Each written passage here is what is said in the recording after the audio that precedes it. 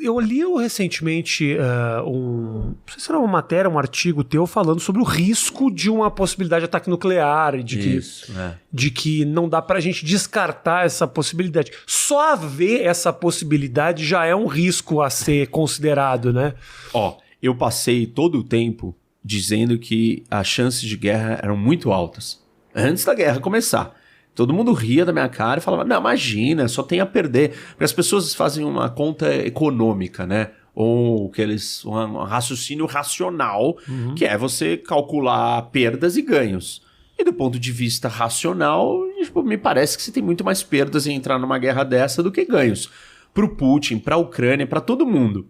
E ninguém conseguiu entender que quando você tá na guerra, na verdade, a lógica é invertida. Eu aceito perder muito, porque eu sei que a minha perda vai te machucar. Sim. E você é meu inimigo. Então, é um raciocínio diferente. E o Putin, eu tenho dito que ele é um cara que ele preza muito a palavra dele e a capacidade de cumprir o que ele está ameaçando. Senão ele se torna um fanfarrão e perde a credibilidade. E quando ele mobiliza 200 mil soldados na fronteira de um país, e se ele não fizer nada... Nossa, acabou. Todas as próximas vezes que ele ameaçar alguém, ninguém vai acreditar. É puxar o revólver e botar de volta no bolso. Isso. Então, assim, e por que eu tô falando isso? Porque isso tem tudo a ver com a discussão da história nuclear. A gente não pode achar que essa possibilidade não existe. Ela é pequena, a probabilidade é baixa, mas ela é real. Ela tá na mesa. E mais importante ainda, o que nós estamos assistindo a Rússia, ela tem uma economia, um PIB, embaixo da Coreia do Sul, assim. Não é uma grande economia, pro tamanho do que ela é de território e tal, e como ela se coloca como potência no mundo. Supostamente, era uma força militar. E tem um grande arsenal nuclear. O que a guerra mostrou? Que o exército russo não tem capacidade nenhuma. Ele é muito mais fraco do que a gente imaginava. Foi desorganizado, foi desestruturado, faltou soldados, faltou contingente. Soldado passando fome. Soldado passando fome, não tem combustível, não tem munição. Invadiu a Ucrânia por 4 frontes diferentes, ou seja, desestruturado, dividido, enfraquecido. Como é que você ia sustentar essas 4 linhas de ataque? Achou que ia dominar o país em uma semana. Foi uma tragédia total. E cada dia que passa, isso vai ficando mais evidente. Tem que trazer mercenário de grupos privados, tem que trazer combatente da Síria, milícias da Síria. Então, os russos estão mostrando que, no fundo, militarmente, eles são fracos. O que eles têm? Grandes armas. Armas atômicas, armas químicas e biológicas. Conforme o Putin vai ficando sem saída e vai ficando no corner, ele vai subindo o tom da força. Então, o que a gente assistiu esses dias na recuada de Kiev, o massacre nos subúrbios de Kiev, que mais de 400 civis mortos, corpos jogados em valas, gente amarrada, tiro na nuca, são civis. Isso é um massacre de guerra. Isso é uma demonstração não de força, de fraqueza. De desespero. Isso, porque ele não tem como mais ganhar a guerra. Tá claro que ele não consegue ganhar.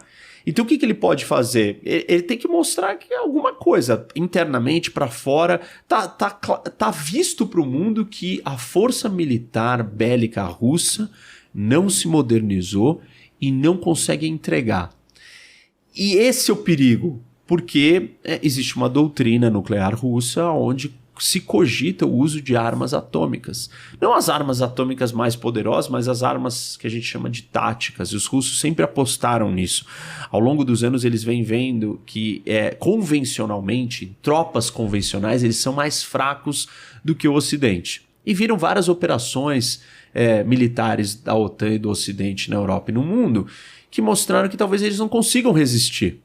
E aí eles mudaram a doutrina e falaram assim, olha, se a gente tiver numa situação de apuros, a gente cogita usar uma arma nuclear tática, que é menor, para causar uma escalada e todo mundo ficar com medo e sentar na mesa e falar assim, vamos assinar um acordo de paz e vamos acabar a guerra agora. Assim, ele ameaçou várias vezes usar armas nucleares, botou o arsenal nuclear em alerta, fez esse massacre agora e está surgindo muito a conversa sobre o uso de armas químicas. O que ele precisa fazer para ele ganhar a guerra? Ele precisa quebrar o espírito do ucraniano. Ele precisa quebrar a vontade, matar a vontade de resistência. Uhum.